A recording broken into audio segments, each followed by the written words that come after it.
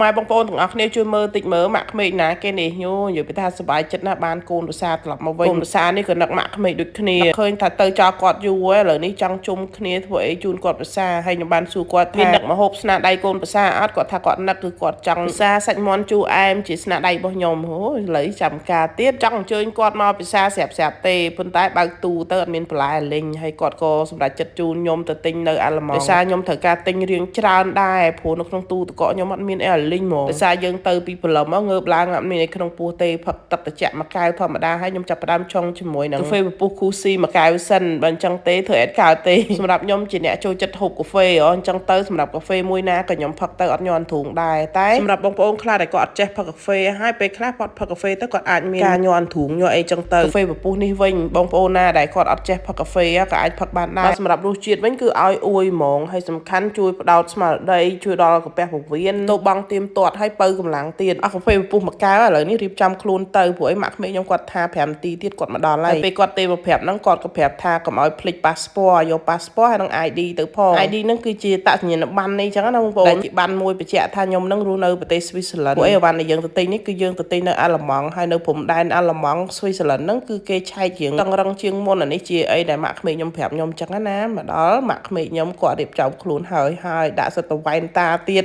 អើយដៃគូដៃកង់របស់ខ្ញុំមានតម៉ាក់ក្មេងខ្ញុំហ្នឹងឯតាណាក៏ជើងទី4របស់ខ្ញុំដែរហើយបងប្អូនខ្មែរអត់ទាន់បានជួបទៀតតែគួរជួបគ្នាឆាប់ទេតែឥឡូវនេះទៅរកទិញបន្លែប្លុកសិនតើតើមានបន្លែប្លុកនៅក្នុងផ្ទះបើយើងអាចអញ្ជើញភ្ញៀវមកបានមែនទេបងប្អូនក្មេងមិញហ្នឹងគាត់ថារៀងតឹងរឹងមកដល់ព្រំដែននេះគាត់ឲ្យរៀបចំមែនតែនមកដល់អត់មានអីផងមានណាគេឆែកអីផងជិះចូលប្រទេសអាឡម៉ង់ឡើងប្រយឥឡូវដល់គ្នាទៅរកមើលបន្លែប្លុកសិនគាត់ទៅដើរផ្សារទិញបន្លែក៏សប្បាយដែរណា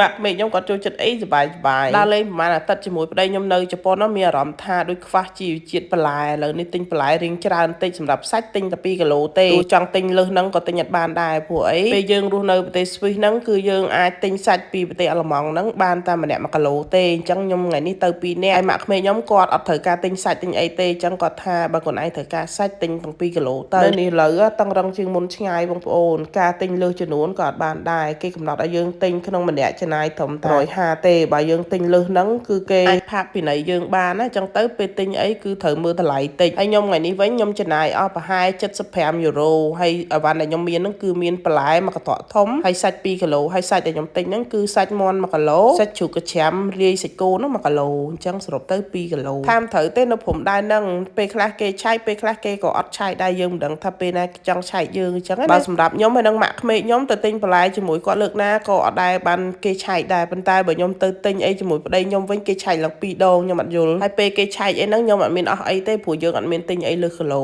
ហើយថ្ងៃនេះវិញយកប៉ាសពតមកផងយកតញ្ញាណប័ណ្ណមកផងប៉ុន្តែអត់មានអ្នកឆែកឲ្យលេងជិះចេញជិះចូលឡើងអំភើយបន្លែប្លុកនិងសាច់ថ្ងៃនេះម៉ាក់ក្មេកខ្ញុំគាត់ចេញប្រាក់ឲ្យទៀតដោយសារកូននេះទៅដើរលេងហ្នឹងកាតខ្ញុំហ្នឹងគឺថាខូចប្រើអត់កើតទេអញ្ចឹងតើត្រូវទៅធនាគារសិនពលទុកម៉ាក់ក្មេកខ្ញុំដល់ហើយគាត់តែជិះឡានទៅទិញបន្លែទិញសាច់សោះតាមផ្លូវនេះក៏ស្អាតដែរទេសភាពវិញឡើងតែចាក់ភ្នែកមកដល់ផ្ទះរៀបចំបន្លែប្លុកដាក់រុំជាមួយនឹងกระดาษកាសែតឥឡូវនេះខ្ញុំចាប់ផ្ដើមរុំបន្លែខ្ញុំជាមួយនឹងกระดาษកាសែតដោយសារខ្ញុំឃើញគេថាអញ្ចឹងទៅបន្លែយើងអាចទុកបានយូរអញ្ចឹងណាបងប្អូនហើយសម្រាប់វីដេអូថ្ងៃនេះដែរក៏មានតែប៉ុណ្្នឹងទេអរគុណបងប្អូនសម្រាប់ការតាមដានវីដេអូនេះដល់ចប់ចាំជួបគ្នានៅវីដេអូក្រោយៗទៀតជម្រាបលាសុខសប្បាយទាំងអស់គ្នាបាយបាយ